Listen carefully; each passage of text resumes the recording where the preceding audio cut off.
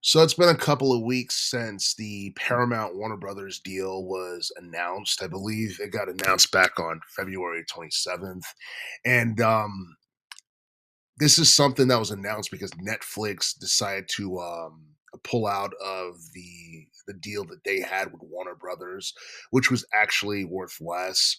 Um, the deal with Paramount is worth significantly more because the Netflix deal was around like 82 billion, and the deal with Paramount is roughly around 111 billion dollars, and this deal is actually supposed to close during the third quarter of this year, so that's going to be like, I guess, summer. It's expected to finalize by summer, and I can see why, this is happening because like the offer is it was something that, Warner Brothers just couldn't turn down despite how much they prefer Netflix. And a lot of people were convinced that Netflix was going to be the ultimate buyer of Warner Brothers. And there was a lot of uncertainty about the fate of that company. And I believe like the streaming and the television channels and all that stuff, they're supposed to split into two different entities, and I think that's still going to be the case. But we still have no idea what's going to happen to like TNT and TBS and all that other stuff. And the reason for the split is because obviously, Warner Brothers is in a lot of debt, and it's mainly because of I want to say it's because of the gaming division and the losses that they have suffered through some of their more recent high profile games that ended up flopping massively. I'm talking about, the Suicide Squad game from 2024, the Multiverses game that came out a couple of years back, and I think the Suicide Squad game cost them 200 million, while the Multiverses game cost them 100 million. And the thing is, a lot of people were very uncertain about the fate of Warner Brothers gaming division under Netflix, and some people see it as a relief that Paramount is buying out Warner Brothers opposed to Netflix because for the most part, Netflix was interested in like the streaming and the movies and that aspect of Warner Brothers and their IPs and their library and their catalog. And a lot of people were fearful that anything that Warner Brothers decides to put out in relation to like streaming or movies, like going forward, was going to end up being woke, which is why there were a lot of people who were relieved that Paramount ended up being the buyer because a lot of people were concerned about the direction that DC was going in and that Mortal Kombat was going in, which are both. They're generally like adult and M-rated, and I don't know, like seeing that become, I guess, woke is just something that a lot of people were very unhappy about. And it looked like they were leaning towards that direction in their video games. I mean, you look at what happened to Batman in the Suicide Squad game. You look at how Katana was presented in Mortal Kombat 11. It's like it was going in a different direction, and I honestly feel like the most recent games that Warner Brothers put out have been ones that ended up, I don't know. It's like no one either talks about it or they ended up, being massive flops. And in my opinion, like the last decent games that Warner Brothers had released was back in 2023. I'm talking Mortal Kombat 1, Hogwarts Legacy, and the Dead Space remake. And Hogwarts Legacy ended up being a game that I think it did like at least, a billion in terms of like bringing them revenue.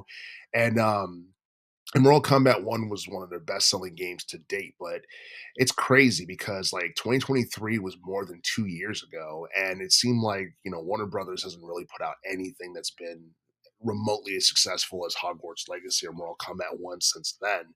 And with that being said, like it makes you wonder whether or not, Paramount would want Warner Brothers gaming division if it's hemorrhaging millions of dollars. Now, there's been talk that Warner Brothers is pretty much trimming down their division and they've shut down multiple studios and they're focusing more on their more profitable IPs and just like, trying to, I guess, focus more on fan service going forward because that's something that they need to do, because like a lot of people for years have wanted to see a sequel to Batman Arkham Knight from 2015. We still haven't gotten one. People have been wanting to see Injustice 3 like for years. We haven't gotten one. I think it's been almost a decade since Injustice 2 came out. And and I know they canceled a Wonder Woman game that was supposed to be coming out in the future, and that cancellation came early in 2025 last year. And let's be honest, I mean, a new Wonder Woman game was something that no one really asked for, and the fact that they were going to do that before we got like a new, I don't know, Superman game or anything was ridiculous. But then again, a lot of Superman's older games have been awful. But it does seem like Warner Brothers is hell bent on trying to put him back in the spotlight once again, because the Superman Legacy film from last year was actually pretty decent.